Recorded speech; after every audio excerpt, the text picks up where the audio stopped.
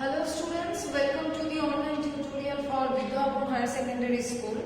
This video is for class 10 biology. In this video I will continue with the chapter that I have started with you people, that is continuity of life. In the previous video I have done the asexual, different modes of asexual reproduction with you people, like fission, binary fission, multiple fission, regeneration, spore formation, budding, all these things. All these are the types of the asexual reproduction that I have done with you in the previous video. In today's video, I will start with the topic of vegetative propagation.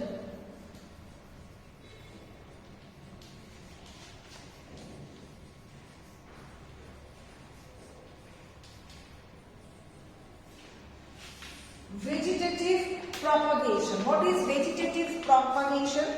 The reproduction by which daughter plants are produced simply from the vegetative parts of a plant is called vegetative reproduction.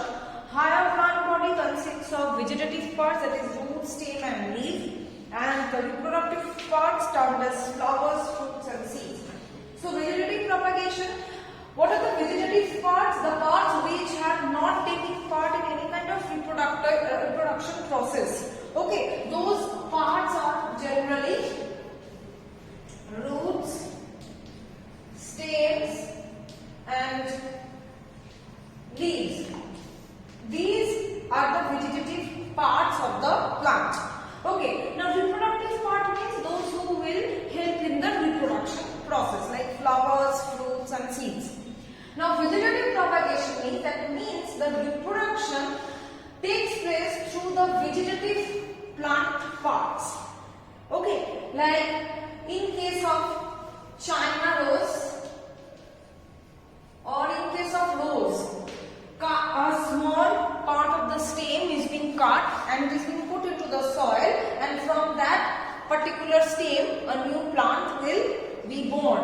That is the example of the vegetative propagation. That means we are using a vegetative part of a plant to reproduce or to produce a new plant. Okay.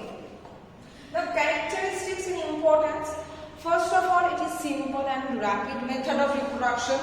Yes, we can simply use so many parts of the vegetative body of the plant, and we can produce multiple daughter plants. So it is very fast and very simple also. New daughter organisms are produced from the already existing forms. From the already parental forms, the new plants are being originated. Next is that daughter individuals resemble their parents. Obviously, from the parents' part, only the daughter individuals are being growing, so it will obviously resemble. Next is chances of survival is more. See here, no risk or no other danger is being taking place. It is not any under risk. Only a part is being implanted in the soil, and from there the new plant is being grown. So the chances are very good, the chances of survival. Good quality individuals can be obtained easily from good parental varieties.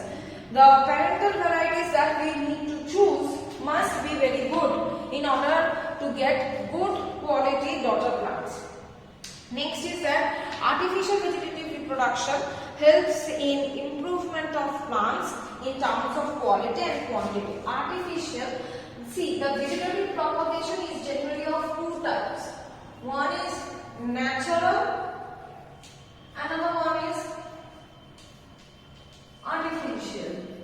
Okay, this artificial vegetative propagation means we are doing it artificially. So when we are doing it, we need to keep it in mind that yes, we need to get good qualities of plants or good quantity of plants we need to get. So that we need to keep it in mind. So as I have told you that these are two types, natural and artificial.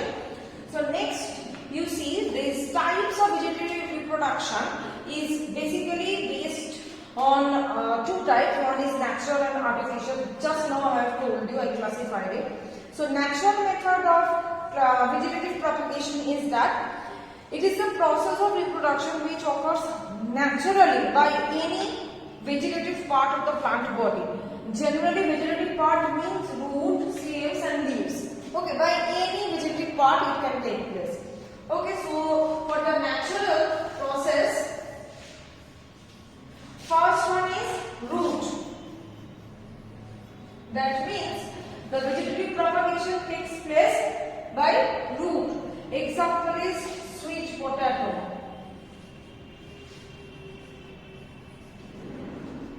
Sweet potato. Here adventitious buds are produced from the roots of the plant. In the roots of the plant, the adventitious buds are produced that will develop into a new plant. Next is that stem. Root is done. Now come to the stem. Here example is water hyacinth. It is an aquatic plant. Okay. So this water hyacinth is floating aquatic plant. It develops short, thick, spongy horizontal branch from the leaves called offset. Now these, in fact, a small antennode in between two consecutive nodes. These offsets, these are the space between the two nodes, you can say, and each node bears a rosette of leaves. Rosette of leaves means a cluster of leaves above the tuft of roots below. Now these offset breaks away from the mother plant and develop into the new plant, new daughter plant, completely new individual. So from this stem of the water hyacinth, cluster of leaves appears and cluster of roots also appear just below the leaves, and those are termed as the offset, and those offset actually breaks off from the mother plant and a new plant originates. Next is that through leaf. Root and stem born, now is the leaf. Now leaf, in case of leaf, the most common example is Bryophylla. This is a scientific name, so we need to underline it. So Bryophylla, what happens over here? A series of adventitious buds actually cover up this leaf margin. Okay, like this. So when these buds will grow in size, will become mature, it will be oversized and it cannot, this leaf cannot bear the weight of these buds, and these buds will fall off, and from those buds new individual or new daughter plant will be produced. So these are the three methods of natural vegetative propagation. So I think till this much it is clear to you people. In my next video I will continue with the next part of the chapter. Thank you.